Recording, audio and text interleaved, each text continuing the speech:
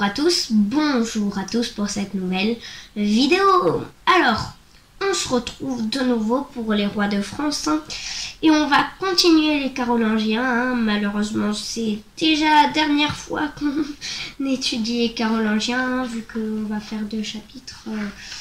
C'est égal à 1, 2, 3, 4, 5, 6, 7 rois. Donc, on va commencer, et puis après, il y aura les Capétiens. Donc, nous sommes à Charles III le Gros. Né en 839, règne de 876 à 887. Charles est le 3e fils de Louis le Germanique, lui-même fils de Louis le Pieux.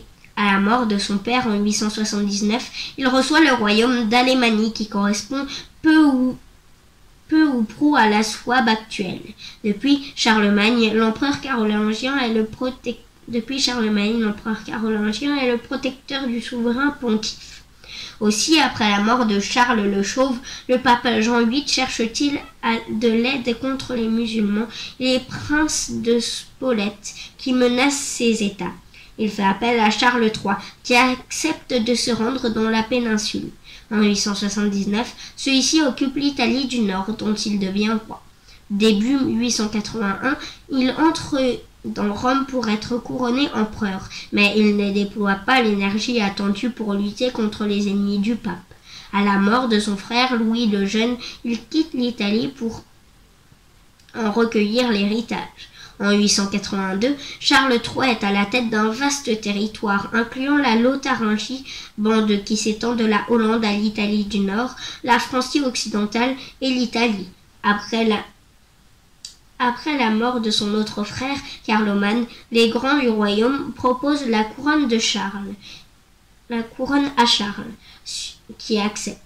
En 885, Charles le Gros règne à nouveau sur l'empire de Charlemagne. L'unité retrouvée ne dure pas. La conduite de Charles dans la lutte contre les Normands est critiquée. L'aristocratie franque lui reproche d'avoir préféré acheter leur départ plutôt que de les combattre. Déposé en 887 par les grands du royaume, Charles III se retire en Souabe, où il meurt 1 an plus tard.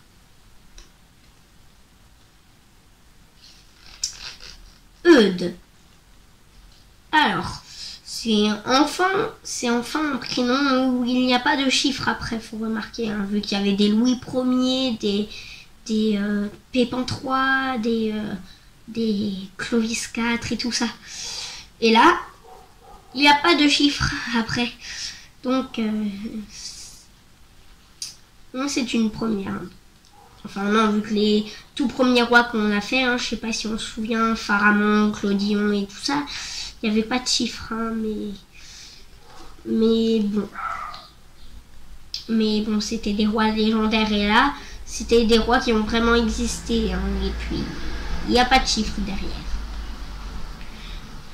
Eudes, né en 862, règne de 888 à 898.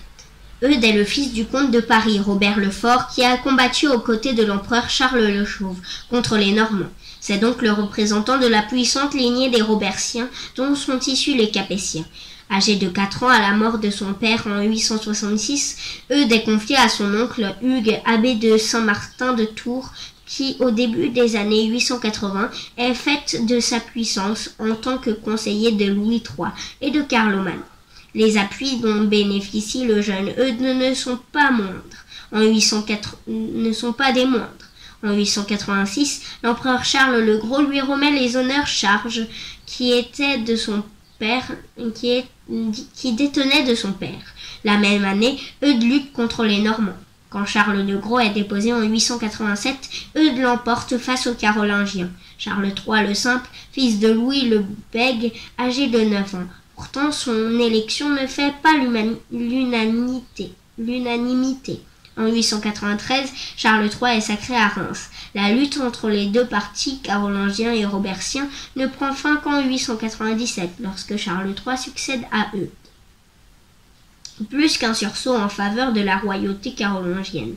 Il s'agit là d'une réaction de défiance des grands à l'encontre de la lignée d'Eudes.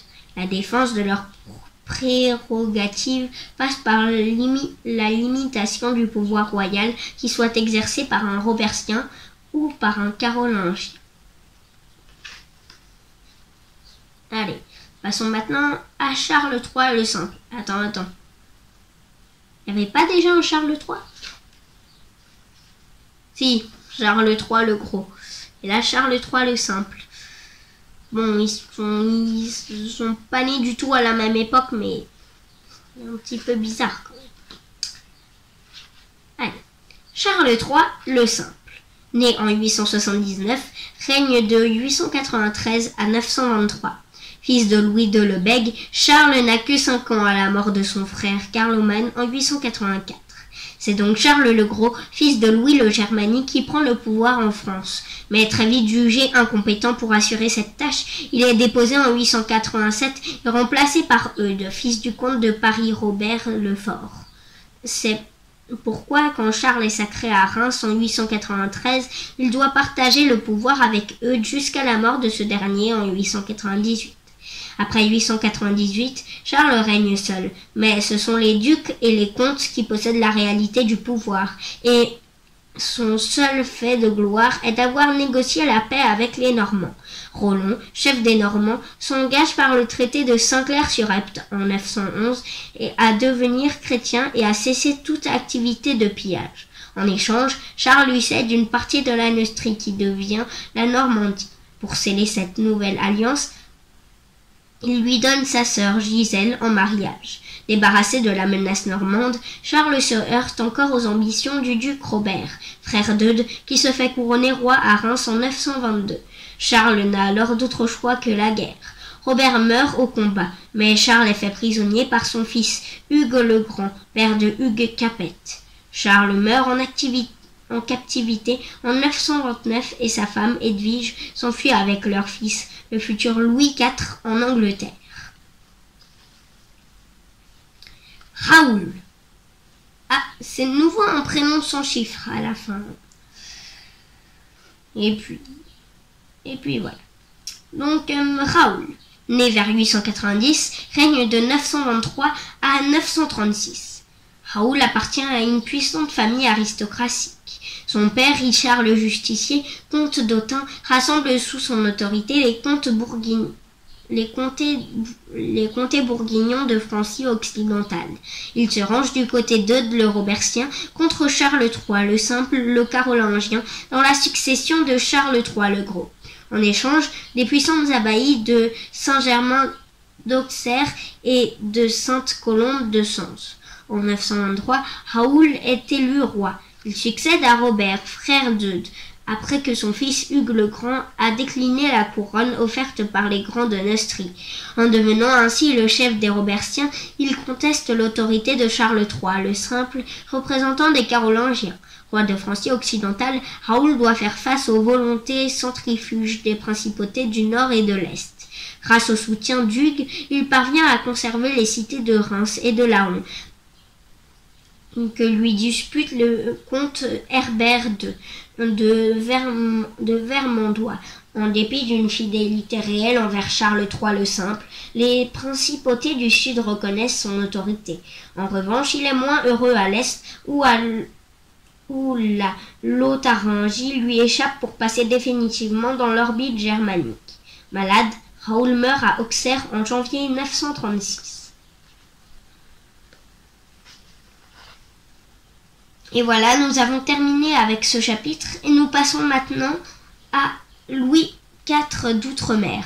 C'était l'avant-dernier roi carolingien, vu que les mérovingiens, bon, c'était il y a un petit peu longtemps. Donc voilà.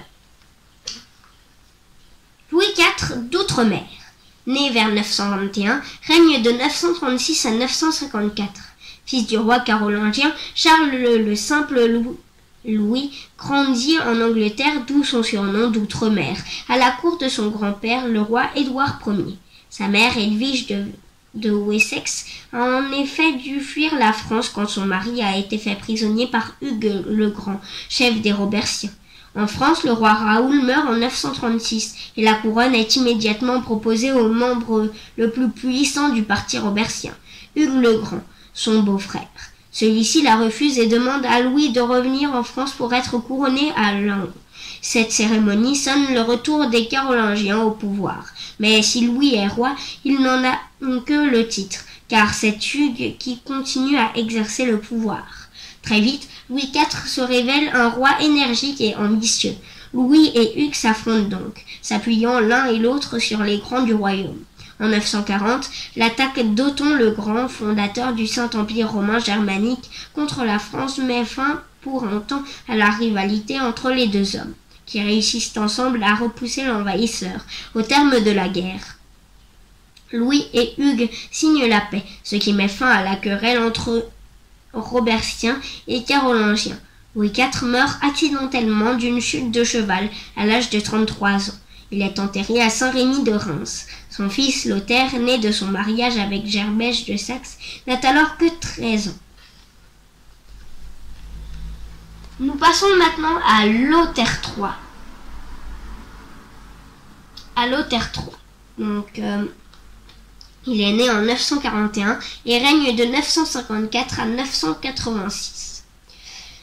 Lothaire est associé à la royauté par son père Louis IV d'Outre-mer en 946.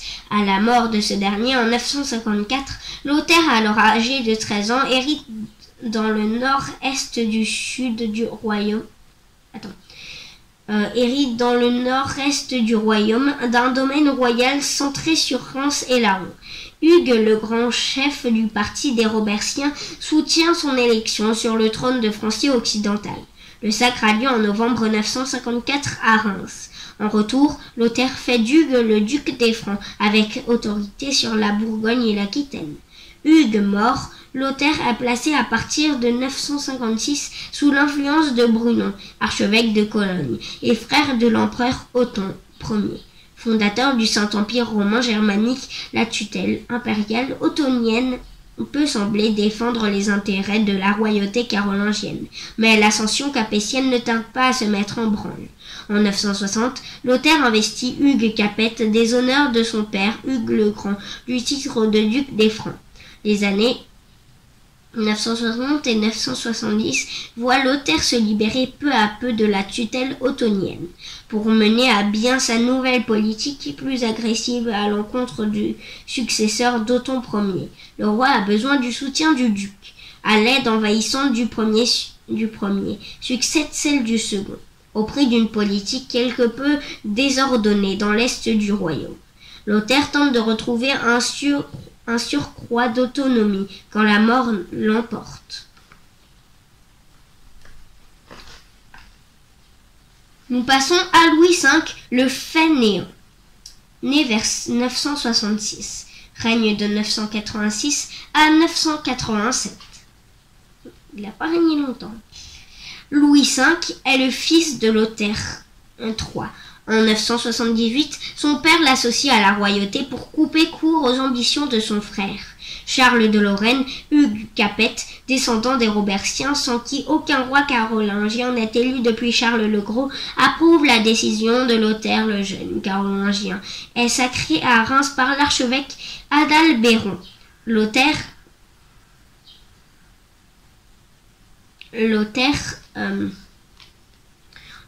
le jeune carolingien est sacré à Reims par l'archevêque Adalbéron. Lothaire supporte assez mal la tutelle humiliante d'Hugues Capet. Il envoie son fils Louis à Brioude en Auvergne pour y épouser Adélaïde, fille du comte d'Anjou. Le jour du mariage, les époux sont couronnés rois et reines d'Aquitaine. Lothaire espère ainsi que son fils pourra placer le sud du royaume sous l'influence carolingienne, ou tout au moins le tenir à distance des ambitions du Capet. À la mort de Lothaire, son fils Louis le fait inhumer en grande pompe dans la basilique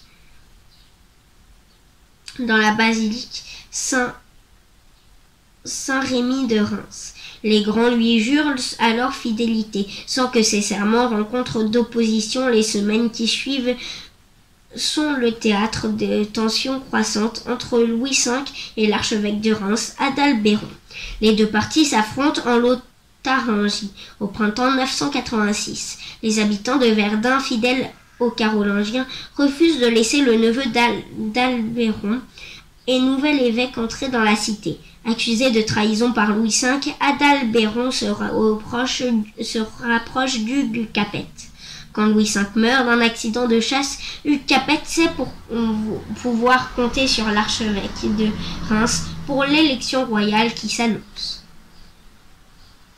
Et puis voilà, c'est terminé pour les Carolingiens, vu qu'ensuite Hugues Capet montera sur le trône et il va donner naissance à la dynastie des Capétiens, et qui vient de Capet, de Hugues Capet. Et puis à la fin, on va passer par Henri Ier par exemple. Oui, il y a eu un Henri Ier. Je ne le savais pas vraiment jusqu'à très récemment. Et puis on passera aussi par Saint-Louis ou Louis IX. Oui, Saint-Louis donc. Et puis voilà. Donc c'est la fin de cette vidéo. Et puis au revoir. Au revoir.